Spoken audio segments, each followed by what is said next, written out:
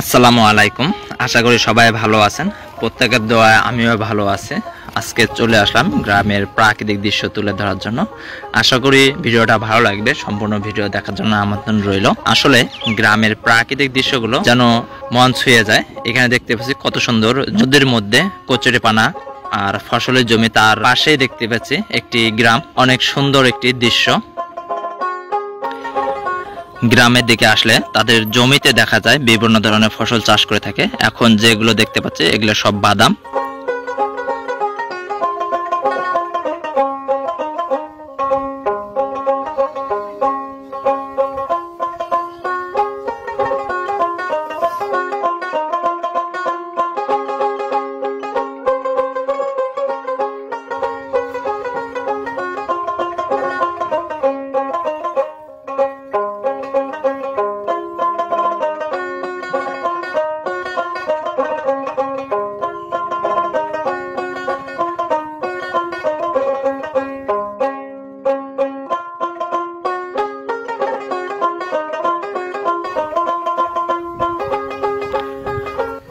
অনেকে হয়তো জানে না এই ব্রিজগুলো রাস্তা থেকে অনেক উঁচু হয় কেন।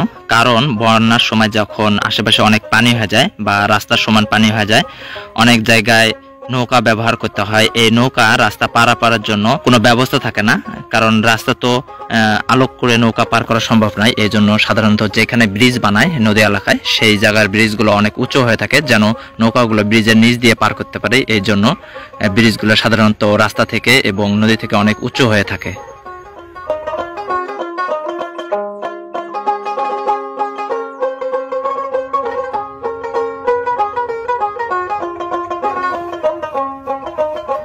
আমরা কিন্তু এই নদীর মধ্যে আছি।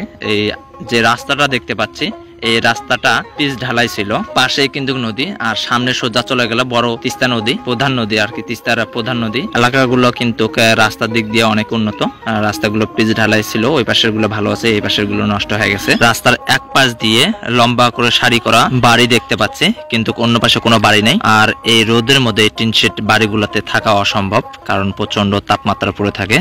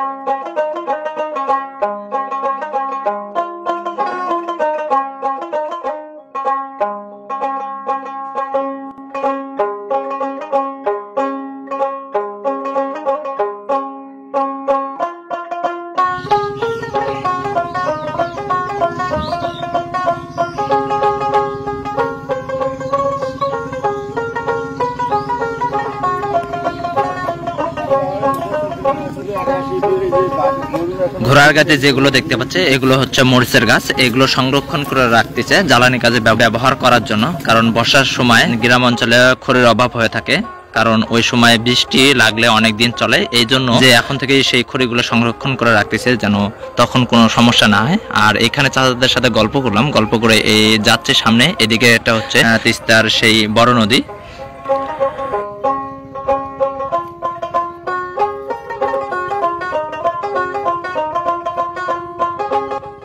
দেখতে পাচ্ছি এই যে অনেক গাছ দেখতে পাচ্ছি, এটা কিন্তু এক সময় বসতি বাড়ি ছিল। এই নদী ভাঙ্গার ফলে এখান থেকে মানুষ চলে গেছে। ওইখানে দেখতে পাচ্ছি ভুট্টা নিয়ে আসছে গাছের নিচে ভাঙ্গার জন্য।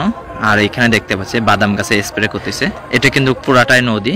এই যে দেখতে পাচ্ছি যে ফসল চাষ করছে এটাই কিন্তু সেই তিস্তা নদী, কোনো জায়গা ফাঁকা নেই।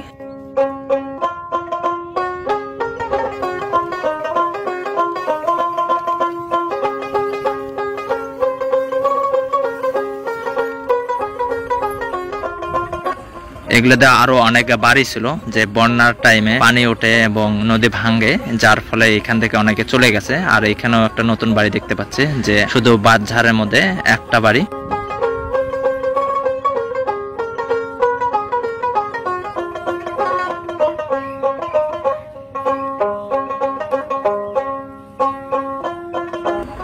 সামনে যে দেখতে পাচ্ছি ধুধু করতেছে, এটা পুরাটা হলো নদী, বোঝা যাচ্ছে না কিন্তু নদী। এখন সব জায়গায় ফসল চাষ করছে, এই জন্য সবুজ দেখা যাচ্ছে। বন্যার সময় আসলে দেখা যাবে পানি আর পানি একাকার।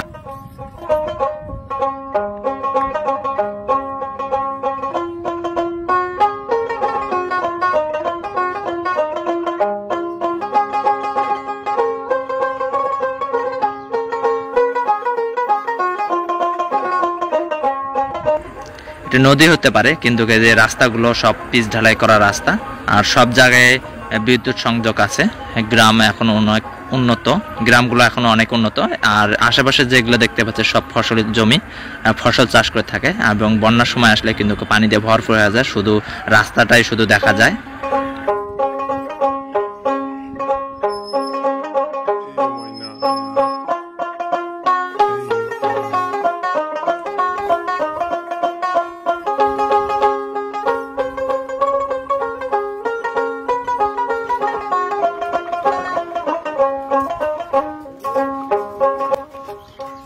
পেট্রোল মেশিন, পেট্রোল দিয়ে চলে। হ্যাঁ হ্যাঁ,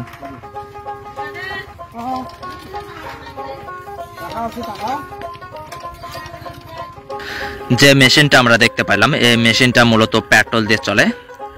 সাধারণত ডিজেল দিয়ে চলে এই মেশিনগুলো সেচ দেওয়ার সময় অনেক ব্যয় হয়ে থাকে, কারণ হাফ লিটার তেল দিয়ে 1 ঘন্টা চলে ছোট ডিজেলওয়ালা মেশিনগুলো। আর এই পেট্রোলার মেশিনটা এটা মূলত হাফ লিটার হলো 2 ঘন্টা চলে, সেচ দেওয়া যায় এবং এতে করে অনেক সাশ্রয়ী হয়। এই জন্য এটা মূলত আমি প্রথম দেখলাম এই গ্রামের মধ্যে।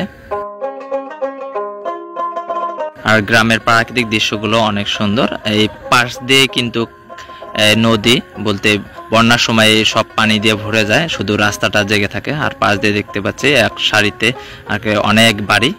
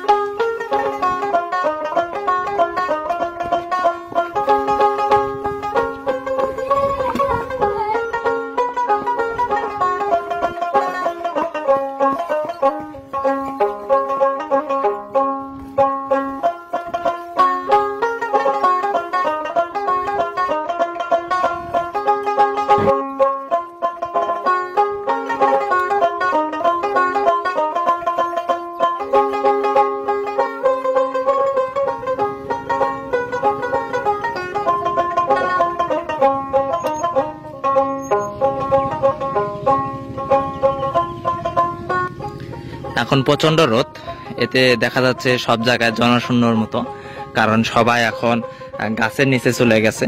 এই প্রখর রোদের মধ্যে কোনো কাজ করা সম্ভব না। যেখানে যেখানে ছোট ছোট নদী আর কি, সাধারণত বাঁশের ব্রিজ দিয়ে আর কি পারাপার বা যোগাযোগের ব্যবস্থা। আর যেখানে বড় বা ওইখানে কোনো ব্রিজ থাকে না, নৌকা দিয়ে পারাপার করে।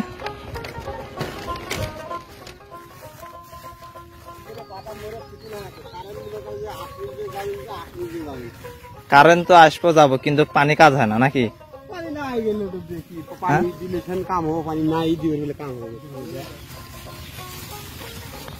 আর পোকাও তো খুব ধরছে, কমছে। এক পাশে থেকে তো মনে হয় পানি দিয়ে পোষায় না, ওই তো পাইপ ছাড়া। না, এক পাশে থেকে যদি গাইতে দেওয়া যায়। হ্যাঁ, ওইরকম করে পানি বেশি লাগে, এই জন্য পাইপ দিয়ে টেনে টেনে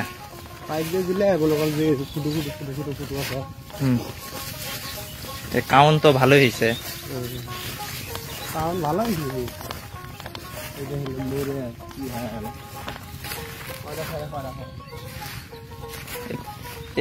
এগুলো তো এরকম হয়ে গেলে তার ইয়া হবো না, বাদাম ভালো হবে না। ওই পাশেটা আরো বেশি হয়েছে নিচে। বুঝছে ওটা কার? পুরাটাই পুড়ে গেছে, পুরো এলাকায়। কয়দিন আগে পানি দেওয়া? 7 দিন আগে দেওয়া, তাতে এই অবস্থা। বালাতে হাত দেওয়া যায় না, কেউ হাত না দিলে বুঝতে পাইতো না যে আসলে। আর সব বাদামের গাছে এই জায়গা দেখা যাচ্ছে সবগুলো মারা গেছে। 4 দিন আগে পানি দিছে, এই 4 দিনের মাথায় আজকে আবার লাগাইছে মঠার। এই দেখা যাচ্ছে সব বাদাম একবার পুরো একাকার হয়ে গেছে। এই পাশে যে যতগুলো দেখতে পাচ্ছি, এই পুরাটাই এইরকম হয়ে গেছে। আসলে চরের ফসল তুলতে গেলে কতটা কষ্ট হয় চরের মানুষই জানে। আর রোদের যে তাপ, এখানে তো আমার মনে হচ্ছে যে 45 ডিগ্রি উঠে গেছে এইরকম, কারণ আশেপাশে সব বালা, ফাঁকা জায়গা, বাতাস নেই কোনো, এই জন্য উত্তাপটা বেশি। আর এগুলা বালার মধ্যে খালি পায়ে হাঁটার মতন না। আর পানি দিতে গেলেও প্রচুর সময় লাগে, আর বিদ্যুৎ ঠিক মতন থাকে না, এই জন্য আরো বেশি সময় লাগে। কারণ এক পাশে পানি দেওয়ার পরে আবার শুকায় যায়, কি শুকিয়ে গেছে, মরে গেছে, যে মনে হচ্ছে এখন ম্যাচ কাটি দিয়ে আগুন লাগাই দিলে পুরাটা পুড়ে যাবে।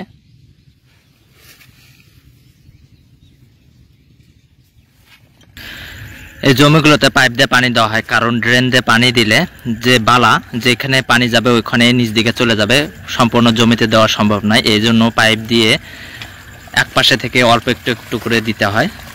ছোট ছোট খুঁটু করা আছে, এইভাবে এক পাশে থেকে আরেক পাশে দেওয়া হয়। কারণ বাদাম গাছের গোড়া শিকড়গুলো অনেক ছোট হয়ে থাকে, যার কারণে নিচে যায় না, অল্পতে আর কি মারা যায়। এই জন্য কিছুদিন পর পরে পানি দিতে হয়।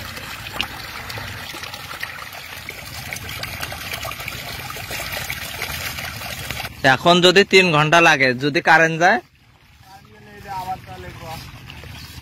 একই জায়গায় ডাবল ডাবল করে দেওয়া লাগে না। আর যদি ভাষা দেওয়া যায় তো পাইপ ছাড়া, তাহলে তো আরো বেশি লাগতো, মানে আগাইতেই ডুবে যায় না।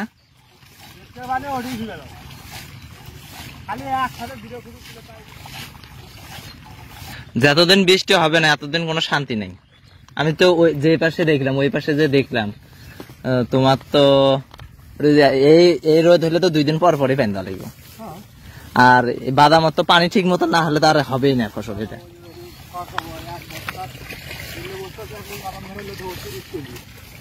হ্যাঁ, 1 মন জায়গাতে হবে 30। কারণ বাদাম তো তেমন কিছু হয় না, আসল জিনিস হলো পানি দেওয়া। পানি যত ভালো হবে ওই ফসলটাই বেশি আসবে। এছাড়া তো বাদামে তো অত কিছু করা লাগে না। বাদামের ইয়েটা হলে কি, বাদামের শিকড়টা মনে করে যে বেশি দূরে ডাবে না। হ্যাঁ হ্যাঁ, বাদামের শিকড়টা হাই ফাই দিলে এক টাক করে, আর মাটিও শুকাই এক টাক করি। এই জন্য পানি আর বিকল্প। অন্য অন্য ফসলগুলো দেখা যায় যে শিকড় হয় বেশি, হ্যাঁ দেখা যায় যে এক টাক করে নিচে যেতে যায়, ওটা ওই শিকড় দিয়ে অষ্টা কিছু নিচ থেকে টানে। আর এই তো মনে করেন যে উপরে আছে, উপরে থেকে যা ওটা চলে। এই জন্য অল্পতে মরে যায়।